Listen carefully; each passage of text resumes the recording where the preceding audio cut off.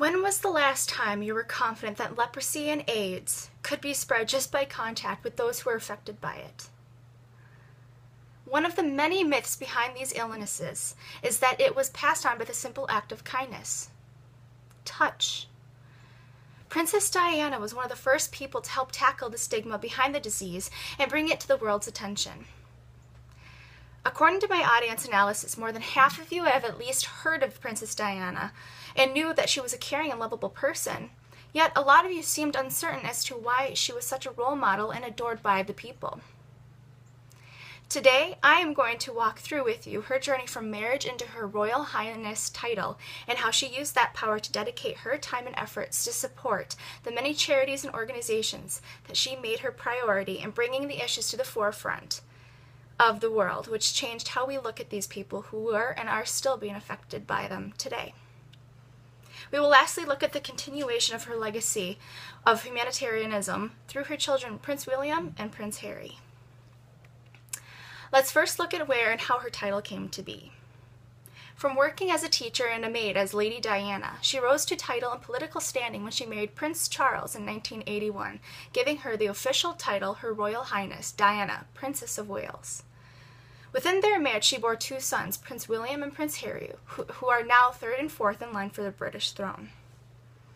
Not only did Princess Diana have a huge role in continuing the royal bloodline, she used her title and political power to bring the world's attention and the awareness of multiple diseases and raised money for charities and organizations to help those who needed it. She supported over 100 different charities and organizations, from schools to hospitals. She even showed her love and support for the ballet. She supported many charities, however. The ones she's famous for are the ones that greatly impacted the people who were not only personally affected, but the ones who were unaware of the diseases and issues at large. The stigma surrounding leprosy kept people at bay, while Princess Diana made it a point to dispel the myths surrounding the disease, leaving people to believe that it was passed on by touch. She ventured to all the hospitals where there were known cases, sat on their beds, and touched their hands while engaging in conversation. She said, "It has always been my concern to touch people with leprosy, trying to show in a simple action that they are not reviled, nor are we repulsed." She gladly accepted the patron title for the leprosy mission and traveled to India, Nepal, Zimbabwe to highlight the problem in 1999.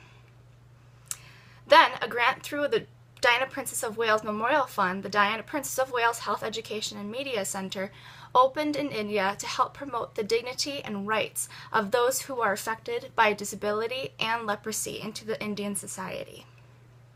She is also well known for her dedication through the AIDS charity work. Besides financially donating, she also donated a lot of her time and effort to help educate and remove the stigma that was also attached to AIDS and how it was contracted, which was also believed to be by casual touch.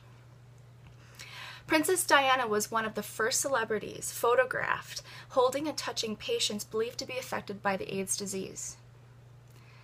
She supported the National AIDS Trust, whose goal is to educate, promote research, and in many other ways support the fight against AIDS. One of her last but also well-known movements was that of proposing to ban the use of landmines, which have injured hundreds of people, including children. She is commonly seen holding kids affected on her lap who are missing limbs due to the landmine explosions. On the 15th of January 1997, she received a lot of praise and also a lot of criticism regarding pictures of her in a flak jacket and helmet touring the landmines that have done so much harm.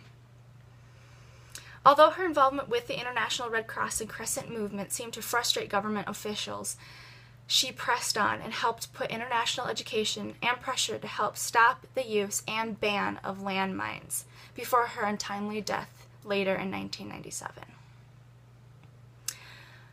Though she was a princess, she genuinely cared for the people, not just in England, but throughout the entire world, and it showed through her work. Her son, Prince William, and wife, Kate Middleton, dedicated most of their time and money at Centrepoint, which helped homeless teens get off the streets and back on their feet.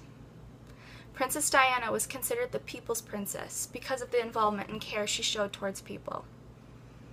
Princess Diana once said, "Two things stand like stone, kindness in another's trouble and courage in your own." Princess Diana's caring and tender heart was a great example for her children to be exposed to, for they both now continue her legacy of humanitarianism work by the dedication with their time and efforts through the Princess of Wales Fund that seeks to continue giving support to the charities and organizations that she was so dedicated to herself. In conclusion, we now know that Princess Diana was married into her title of Royal Highness, and she was much more than just a princess. She used that title to do work that shined light and interested her, which was charity work and the support of the actual issues that lie around the world. She was involved with over 100 different charities and organizations that made the people aware of the issues that were at large across the world and pressed to change how the people saw those affected by showing love, compassion, and the fight she had to not ever give up. We see now through the lives of her children that her legacy of humanitarianism is being continued with their work and dedication to the Diana Princess of Wales Memorial Fund. She will continue to be the princess of the people and the queen of our hearts.